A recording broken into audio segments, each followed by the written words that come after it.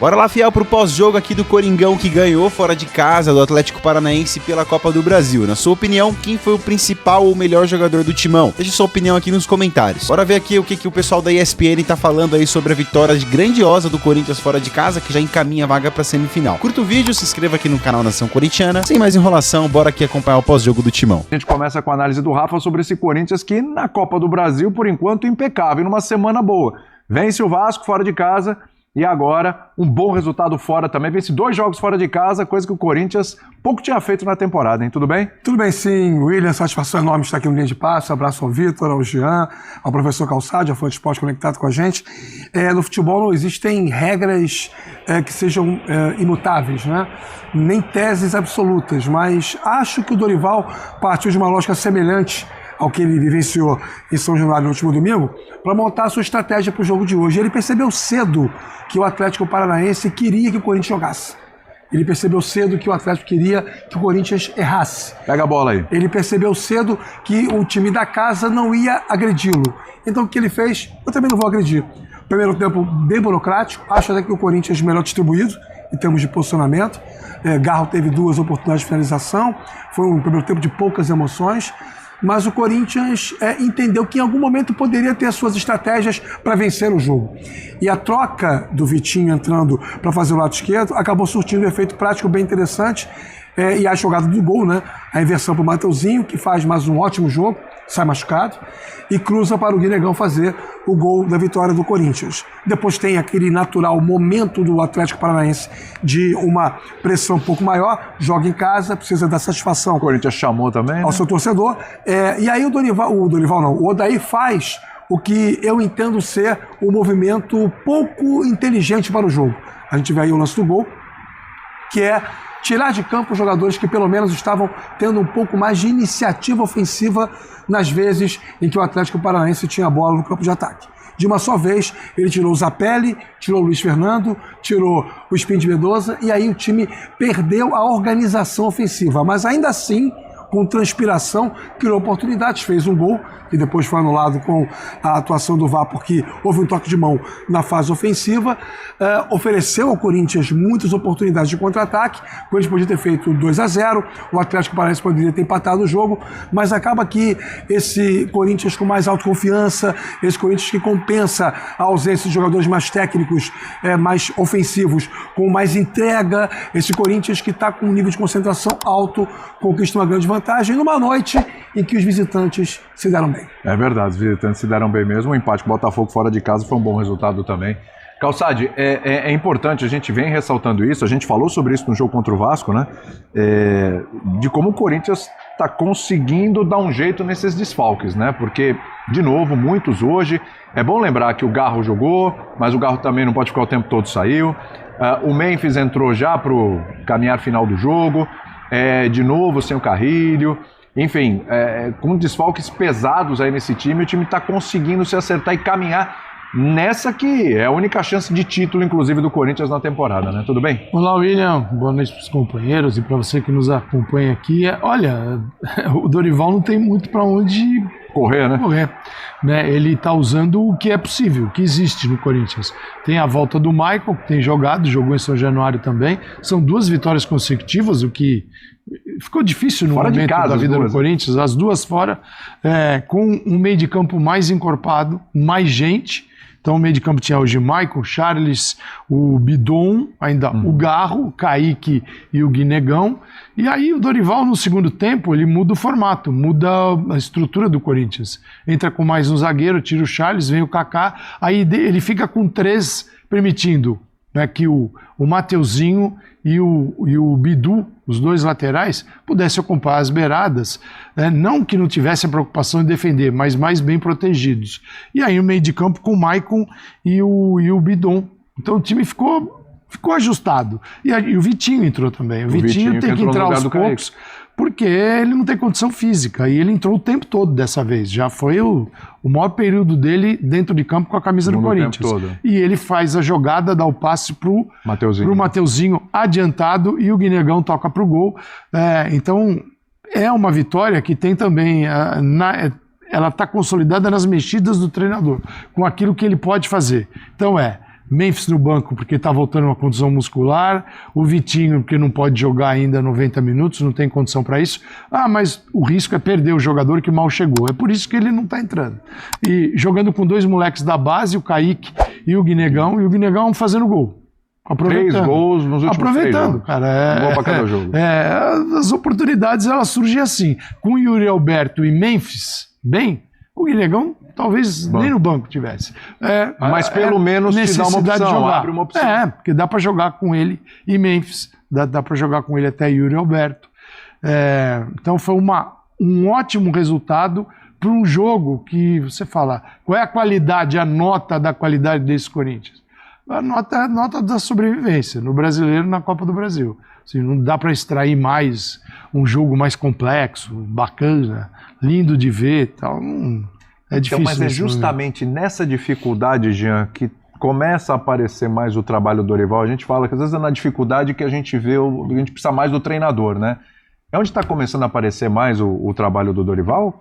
Fala, William. Tudo bem? Tudo bem, boa noite para você, boa noite a todos. Se você me permite, William, só queria começar citando a invasão do campo e a agressão ao Hugo Souza no final do jogo. Porque, cara, assim, a imbecilidade é tão comum, ela é tão rotineira que a gente acaba normalizando, às vezes, essas coisas. Perfeito. Não dá pra aceitar, cara, assim, não dá pra aceitar, o Atlético precisa ser punido, esse torcedor, evidentemente, precisa ser punido, porque é o tipo de coisa inaceitável. E parabéns pro Hugo Souza, que aliás tinha feito uma defesaça no primeiro tempo, né? Semana legal pra ele, convocado pra seleção. A imagem aí, ó. E pela maneira como ele reage. Porque primeiro assim, ele é 2 vezes maior que esse imbecil. Então assim, ele podia ter dado uma cacetada nesse idiota. Ele estica o pé e... Exatamente. E o Hugo Souza foi muito frio, né? Virou as costas, saiu andando ali. O cara entrou pra agredi-lo. Então eu acho que é importante a gente não deixar passar, até começar o programa já, eu queria falar disso, porque assim, é preciso pressionar. Esse tipo de imbecil não pode ficar impune, e o clube que permite que isso aconteça também não pode ficar impune, na boa. Ainda que, foi identificado, não, o cara entrou em campo. Ele entrou em campo para bater com facilidade, me parece, né? Então eu só queria fazer esse registro, porque eu acho realmente importante. Sobre o Dorival e a melhor... Eu acho que, assim, hoje é o que você falou, é um momento de muita dificuldade do Corinthians, porque a gente que exalta tanto o quarteto ofensivo, eu pelo menos exalto aquele quarteto ofensivo do Corinthians quando ele está em campo, hoje tinha um dos 4, né? E nem 100% a gente pode dizer que ele estava. Não tá mesmo. Então, assim, eu acho que nesse contexto, olhando para o time que entrou em campo, o Corinthians fez o que precisava fazer, que era vencer o jogo, e acho que tinha condições de fazê-lo. O Atlético Paranaense tá longe de ser o melhor Atlético Paranaense que a gente se acostumou a ver em anos passados, né? É um time que eliminou o São Paulo, é verdade, mas acho que eliminou muito pelo contexto do jogo de volta, de ter atuado com um jogador a mais o tempo todo. É uma equipe mais frágil, então na hora que saiu o sorteio, acho que o Corinthians virou automaticamente muito favorito para chegar à semifinal e confirmou esse favoritismo com a vitória de hoje. Eu acho muito improvável realmente que o Furacão tenha condições em São Paulo, e aí você deve até ter voltas importantes, né? O Memphis vai voltar, o Yuri Alberto pode voltar, ainda que não... Depois da data FIFA. A gente tá falando de um jogo de volta que é pós-data FIFA. Exatamente. Bom lembrar, não é na semana que vem. Você tem, então é 10 ou 11 de setembro? 10 de setembro. O jogo, acho que esse jogo era dia 11, quinta, ele foi antecipado, o pedido da TV. O Brasil joga dia 9, aí o Hugo Souza... o Hugo Souza sai lá da Bolívia. Só antes do Bina, assim, a gente tá com a tarde já falando do torcedor, invadir o campo, muita gente pode mas ele foi lá, foi um empurrão. Invadir o campo é uma agressão. Perfeito? Entendeu? Quando você invade o campo de jogo, é um ato de agressão, você não tem nada que fazer ali. Então, assim, ainda ir na direção do goleiro, dar um tranco no goleiro, se ele deixa o cotovelo, o cara já era. Se ele estica o pé, ele com 2 metros, já era também. Ele foi de boa, perfeito. E poderia um maluco desse tirar o cara da seleção. Né, do cara, dependendo do que ele vai fazer. Dele, exatamente. Sabe? Ele poderia entrar no joelho dele, esticar a perna no joelho do goleiro. Ou de qualquer outro jogador. Então, assim, só para... É uma agressão enorme. Qualquer invasão. qualquer invasão. Só para lembrar... Com um agravante, nesse caso... E ainda quando você vai para cima choque do adversário para choque, para chutar ou para dar o tranco que seja, cara, é um agravante e isso precisa ser considerado. Só para lembrar, antes de passar para o Birner, né, a gente está vendo a imagem aí, e se a gente pega a imagem do comecinho, quem prestar atenção lá em cima, vê que ele sai de lá com extrema facilidade, ele pula, tá dentro. Tá dentro. Quando o pessoal ali da segurança, tem um nome, esqueci o nome, chamado Stewards, exatamente, eles percebem... James Stewart. Já tá longe, já foi, entendeu? Então, só para recordar, certa vez, tem 2 anos, um torcedor na Vila Belmiro pulou e foi agredir o Cássio. Certo? Isso aconteceu. Vila Belmiro interditada. Se a regra, né, for a mesma para todo mundo, provavelmente teremos o estádio do Atlético Paranaense também interditado. E aí você imagina o Atlético Paranaense sem seu estádio tendo que pontuar na Série B. Né? Numa situação complicada. Veja o quanto foi complicado para o Santos, que caiu para a Série B naquele ano. Só para lembrar, né? Porque tem recorrência e tem situações similares aí, então a punição deve ser similar. Vitor Birner, agora sim, boa noite para você. Perguntei aqui para o Jean com relação ao Dorival, né? A gente vê às vezes na dificuldade o cara tentando dar um jeito com o que ele tem, tentando arrancar o melhor do que ele pode, do que ele tem em mãos nesse momento. Estamos vendo um trabalhinho do Dorival na hora da dificuldade? Não estou dizendo que é um trabalho que vai dar sequência, porque o Guinegão vai virar titular, porque o Kaique vai virar... Não é isso, mas conseguindo arrancar desse time na dificuldade o que ele pode arrancar? Bom, primeiro, boa noite a você, William, Jean Calçade, Rafa, bem-vindo, aos fãs e às fãs do esporte. Eu acho que é um trabalho bem realista. Isso. O Rafa falava do jogo do Corinthians contra o Vasco no final de semana e desse jogo. O jogo contra o Vasco foi bem melhor, a atuação do Corinthians. Foi. O Atlético, ele tem mais facilidade de pontuar fora de casa do que em casa. E o Atlético, tanto em casa quanto fora de casa, é bem inferior ao Vasco atual. E o Vasco é um time com problemas. A gente vai falar do Vasco depois, né? Não preciso falar sobre a campanha do Vasco. O Atlético, nos últimos jogos, atuando em casa, ele empatou com o Cuiabá, ele empatou com o Paysandu, que é o lanterna da segunda divisão, ele empatou com a Ferroviária, ele perdeu do Curitiba e ele perdeu do Goiás. Ele só ganhou do São Paulo. E aí foi muito mais uma façanha de tudo que o São Paulo não fez do que alguma coisa que eu tenha elogiado o Atlético naquele jogo. Que era um time sem criatividade, vulnerável defensivamente, que apresentou todos os seus defeitos e o São Paulo não soube lidar. O Corinthians soube lidar. O Corinthians fez um jogo, para mim, médio. O jogo contra o Vasco, comparando no final de semana, achei um bom jogo. Foi um jogo suficiente hoje. O Corinthians hoje, o Dorival se preocupou em fechar os lados do campo, em colocar 2 linhas que protegessem melhor o seu goleiro, então volta com 2 linhas de 4 para marcar, deixa o Garro solto, o centroavante participa da parte defensiva quando é necessário, hoje quando sai o Garro entra o Memphis, ou seja, ele mantém a estrutura de jogo, vendo que não pode fazer um jogo, para responder a sua pergunta, que flui, um jogo construtivo, um jogo que tira da equipe o futebol mais técnico e ameaçador ao adversário, ele faz o futebol mais precavido, que na minha avaliação é o melhor possível hoje, com as ausências que o time tem, para conseguir o resultado e se transformar, em vez de favorito, num grande favorito a chegar à próxima fase da Copa do Brasil. É bom lembrar que hoje tinha mais um desfoque, era do Ranielli, né? Ranielli que foi bem contra o Vasco, suspenso, né? Suspenso, Ranielli também fora. Aliás, daqui a pouco eu falo do Ranielli, mas assim, como o Garro é importante, né? A presença do Garro, porque assim, a gente viu aquele jogo contra o Vasco, embora o Corinthians tenha feito um bom jogo, principalmente no primeiro tempo, até o Corinthians se acertar, sentir a falta do Garro, sentir a presença do jogador com essa característica e tal, para fazer essa conexão do meio campo, levando para o ataque. E hoje, assim, a gente sabe que o Garro não está 100% fisicamente, está longe de estar 100% fisicamente, ele já falou da questão do joelho dele, está indo, a gente sabe até, não é exagero dizer que em alguns momentos ele está indo até para o sacrifício, mas assim, o quanto a presença dele já faz, é uma peça ali, mas que já faz uma diferença danada, né, Rafa? Eu acho que o Garro é um exemplo clássico do futebol e é bom isso acontecer no momento em que o Corinthians se redescobre na temporada com resultados e com futebol e com os companheiros muito mais calcado na eficiência do que propriamente no vício, né, na técnica, na exuberância. Mas é um exemplo clássico do futebol, daquele jogador cuja presença em campo, mesmo sem rendimento associado, traz um componente que, na mais vandas hipóteses, causa desconforto ao adversário. O Atlético Paranaense, sabendo que ia marcar o Garro hoje, olha para o Corinthians de uma outra forma, né? O Vasco, no último fim de semana, sabendo que não teria o Garro pela frente, olhou o Corinthians de outra forma e pagou por isso. E quando o Garro entrou, parece que esqueceu que o Garro estava lá, né? E aí ele faz a diferença. E ele faz a diferença. Então, assim, o jogador com a qualidade dele é capaz de imprimir esses componentes unitários do jogo que interferem no todo, na dinâmica da partida. Hoje achei ele com muita liberdade para flutuar, como sempre, mais pelo lado direito. Ele prefere jogar ali, porque sendo canhoto, né, tem o ângulo para poder desenvolver a finalização, a tabela por dentro. E dos pés dele no primeiro tempo saíram algumas boas jogadas. Só que depois chega um certo momento que não dá mais para ele. E aí acho que o Dorival acerta de novo, porque o Memphis complementa, em termos de presença unitária, o que o Garro se propôs a fazer quando começa o jogo, né? Isso impacta também na mudança de posição do Charles, isso impacta na mudança de posição do Maicon. O Corinthians tem os seus 3 volantes que, contra o Vasco, ficaram mais próximos da meta adversária, jogando numa linha mais defensiva, mais de composição de meio campo.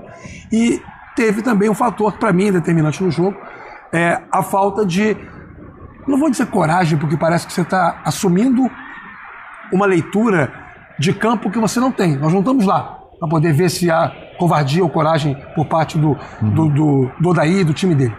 Mas pelo comportamento do time, a gente imagina um Atlético com um travamento no seu jogo. E isso facilitou muito a vida do Corinthians hoje. Como equilibrar esse Garro, hein, o Calçade? Estou falando em... Aquela história do... Como é que é? O professor Celso Nuzal tinha que falar sempre, sabendo usar, nunca vai faltar, né?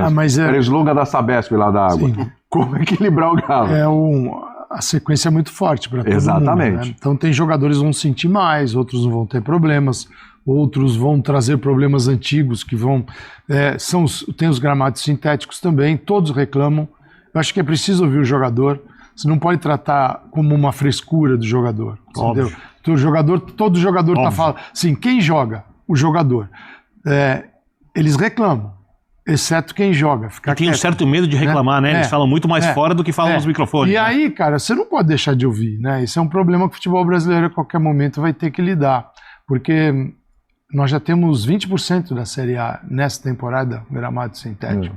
Você tem o Botafogo, tem o Galo, tem o Palmeiras, tem o Atlético Paranaense. Não está na Série A, está na Série B. Se tivesse, a gente teria um número maior. E o Brasil tem tudo para virar o paraíso do sintético, porque a gente tem uma sequência de jogos que é impossível ter gramado bom. Sim, dá, mas quando você tem um estádio que jogam 2 times, Maracanã, é um trabalho muito difícil. Você pega Fortaleza, o Castelão, nunca tá bom. É claro, aí você vai para o Cruzeiro, que joga no Mineirão, vai estar bom. O Inter só no Beira-Rio é um gramado espetacular. A Neoquímica é fantástico também.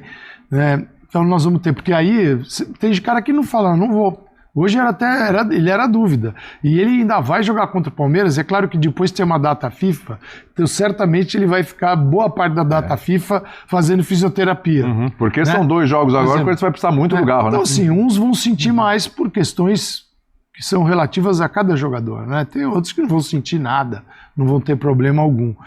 Mas é um jogador importante, acho que pra você ter à disposição o tempo todo. O tempo todo. O que eu quero dizer que com é outro isso... time, sim. Então, assim, ter à disposição o tempo todo significa, evidentemente, não utilizá-lo o tempo todo em todos os jogos. Sim. Então é o que o Dorival fez hoje, né? Ele chegou um momento, ele tira... Porque eu quero dizer existem momentos em que você precisa mais do Garro num jogo. Existem momentos em que você vai precisar menos do Garro e talvez de alguém que dê mais combate, porque aí realmente não é a dele, né? Não é o que ele faz. Então, o que eu acho é que o Dorival ele pode administrar a utilização ou não do Garro de acordo com os placares, com o andamento das partidas, com o que ele pretende naquele momento, entendeu? E acho que essa é uma maneira de você dosar a minutagem, porque é óbvio que é um dos caras com os quais ele precisa ter mais preocupação.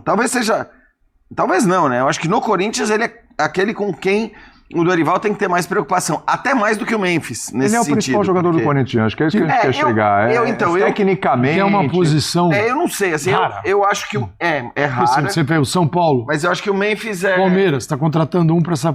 Flamengo agora trouxe o segundo. Assim, são caras que são únicos. Eles ditam, né, o ritmo, assim, pelo passe, por essa capacidade. E que ele tem de entendimento geralmente, com tá jogando Yuri Memphis, eles se entendem bem. Sim, você tira esse, tá bom. Quem é que joga na função dele? Quem é que se aproxima? Do Garro? Ah, o Carrilho, mas o Carrilho ali projetado aí também tá fora. Mas também tá fora. Uma coisa que ele fez, aí não era nem o Dorival na época, mas eu acho que foi contra quem foi quartas de final, foi Mirassol? Não me lembro, no Campeonato Paulista, que ele não tinha o Garro e ele volta o Memphis para fazer essa função e o Memphis faz uma partidaça ali jogando mais recuado. O que eu quero dizer, quando você fala sobre... Eu até acho que, de fato, o Garro é aquele que exibe mais virtuosismo ali dentro de campo. Pronto, é isso. Virtuosismo é uma boa palavra. Mais técnico, vamos dizer assim, na hora que as jogadas dele são até mais técnicas, até porque o Memphis é utilizado como um segundo atacante, né? E não como um meia. Mas eu acho que o Memphis é o típico jogador que tem a capacidade de jogar à frente, que pode... É porque ele não é o 9 da área. Exatamente, está longe de ser o 9, ele é um segundo atacante, ou ele pode ser um meia também. É que, em geral, quando o time está completão, ele não joga como um meia, porque o Garro, aí sim, o Garro é o jogador daquela posição. E não adianta você querer inventar. Eu acho que talvez esses jogadores sejam cada vez mais raros por isso também. Porque eles são jogadores que carecem de um lugar específico no campo. Não é o cara que você vai pôr na beirada, não é o cara que você vai pôr como segundo atacante, não é o cara que você vai pôr como centroavante. Ele é um meia clássico. Assim, eu acho que o Ramon usava o Garro na frente de 3 volantes e o Dorival, quando tem o Memphis e o Yuri, também. Por quê? É exatamente o que o Jean disse. Ou você tem esse meia clássico, antiquado, também, tá? Que você precisa proteger muito bem. Porque não dá para você ter um jogador do meio campo no futebol moderno, se você quer ter um time que joga coletivamente de maneira agressiva, intensa, que não participa da marcação. Você precisa ter no mínimo, vamos supor, quando você não consegue fazer a pressão na frente, você precisa recompor com 8 jogadores. Aí se você recompor com 5-3, com 4-4, cada técnico faz de um jeito, mas você precisa recompor com 8 jogadores. E quando um desses tem dificuldade de recomposição, você obriga um atacante a voltar. Quando o Corinthians tem o Yuri, e aí dá para entender a importância do Yuri, o Yuri ajuda muito nisso. Informa, né? Informa, lógico. Informa. E o Garro é um cara que, exatamente por ter essa qualidade, eu concordo com vocês, é um virtuoso no passe, na finalização de fora da área, na bola parada. Ele aciona o Yuri e o Memphis em velocidade. O Memphis associa mais com ele, mas também pode ser usado em velocidade, principalmente o Yuri. E de frente pro gol os dois, né? De frente pro gol, nas costas do adversário o tempo inteiro. Bora na Fiel, se você chegou até aqui, curta o vídeo, se inscreva aqui no canal Nação Corintiana para sempre receber as informações do Timão. E eu gostaria de perguntar para você, o que você achou aí do jogo, mano? Não tem como negar, né? O Corinthians saiu na vantagem, mas quando a gente viu que o Félix Torres entrou, cara, eu já fiquei assim, meu Deus do céu. Mano, o Dorival, escuta o que eu tô falando, ele vai cair numa dessa ainda, mano. Porque se o Félix Torres entrega a paçoca, tá? Porque, tipo assim, eu tava assistindo aqui pelo Prime Video, o Neto falou, cara, joga com o Romero na direita. Faz sentido, o Romero, ele recompõe muito bem. Pra fazer só... Já que o Félix Torres não sabe sair jogando, coloca o Romero, mano. O Romero recompõe quando o Romero joga na frente. Tudo bem que ele já tem uma certa idade, não aguenta mais, é só ele não subir tanto. Porque o Félix Torres já não sobe tanto, o Félix Torres não sabe sair jogando. O Romero já sabe, mano, segurar a bola, sofrer uma falta ali, entendeu? Agora, é muito melhor, cara. Por que o Dorival fica insistindo no Félix Torres, mano? Ele se queima de uma forma, cara. Não tô querendo me achar aqui não, mas...